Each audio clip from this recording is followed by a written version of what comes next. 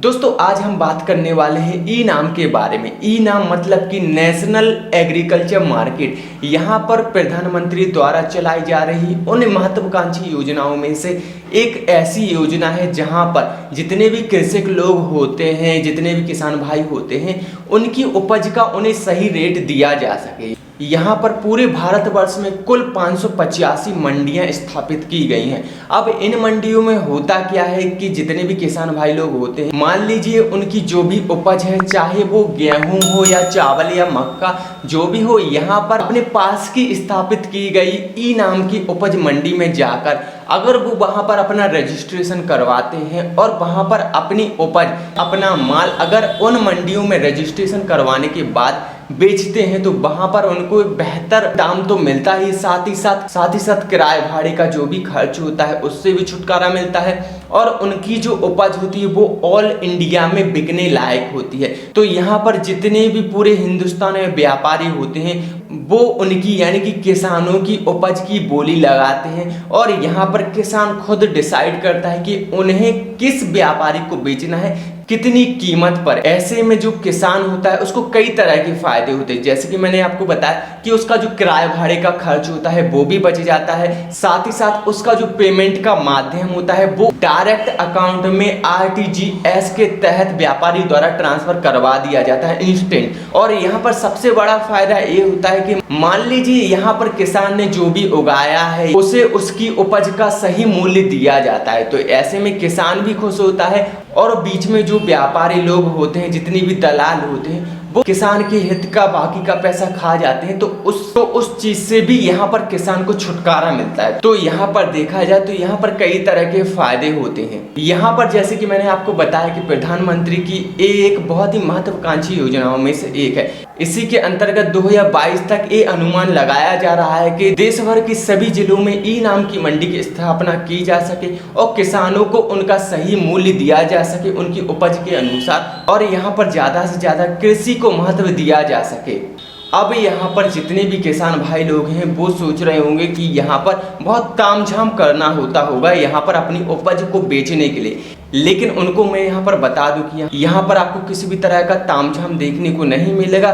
Simply यहाँ पर सरकार ने कई ऐसी ऐप्स और कई ऐसी सर्विसेज ऐसी ऑलरेडी तैयार कर रखी हैं कि जिनके माध्यम से किसानों को किसी भी तरह की प्रॉब्लम नहीं होगी। यहाँ पर देखिए किसान को करना क्या है, सबसे पहले तो अपनी उपज का छोटा सा हिस्सा टेस्टिंग के लिए अपनी नजदीकी ई नाम की मंडी में लेकर जाना है और वहां पर उसकी टेस्टिंग करवानी है और वहीं से अपना रजिस्ट्रेशन करवाना है। रजिस्ट्रेशन के दौरान जो भी कागज वगैरह लगेंगे वो आपको अपनी नजदीकी ई नाम की मंडी में जमा करना है।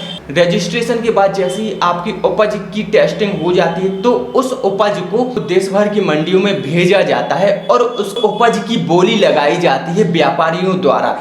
यहाँ पर जो बोली लगती है वो निष्पक्ष होती है, यहाँ पर किसी भी तरह का तामझाम नहीं होता है। जिस तरीके से किसी भी परीक्षा का रिजल्ट प्रस्तुत किया जाता है उसी तरीके से मंडी में जो LCD बड़ी बड़ी लगी होती है वहाँ पर आपका रिजल्ट प्रस्तुत किया जाएगा। वहाँ पर आप अपनी आंखों से स्क्रीन पर उसकी बोली देख सकते हो कि आपकी उपज की कितनी बोली लगाई जा रही है, बाकायदा व्यापारी के नाम सहित। तो यहाँ पर अगर व्यापारी द्वारा लगाई गई बोली से किसान संतुष्ट होता है तो वो अपनी उपज को उस व्यापारी को बेच सकता है और यहाँ पर डायरेक्ट इंस्टेंट RTGS के तहत अपने अकाउंट में डायरेक्ट पैसा भी पा सकता है। तो यहाँ पर आपको सिंपली 2-3 काम करने होते हैं, जैसे कि रजिस्ट्रेशन करवाना ई नाम की मंडी में, दूसरा उपज को लेकर जाना, उसकी टेस्टिंग करवाना और ऑनलाइन फीडिंग करवाना। इसके बाद आपकी उपज की जितनी भी बोली लगती है उसको निर्धारित बोली को एक्सेप्ट करना कि आप इस निर्धारित मूल्य पर अपनी उपज को बेचना चाहते हो। इसके बाद डायरेक्ट आपके अकाउंट में पैसा आ जाएगा। इसके बाद कोई भी एडिशनल में किसान को कार्य करने की जरूरत नहीं होती। तुष्टि से वो अपना माल मंडी को सौंप सकता है और अपनी पेमेंट ऑनलाइन ले सकता है। और यहाँ पर सबसे अच्छी चीज ये होती है कि आप पर कोई भी जोर जबरदस्ती नहीं होती। अगर बोली के दौरान आपको निर्धारित किया गया रेट सही लगता है तो बेच सकते हो,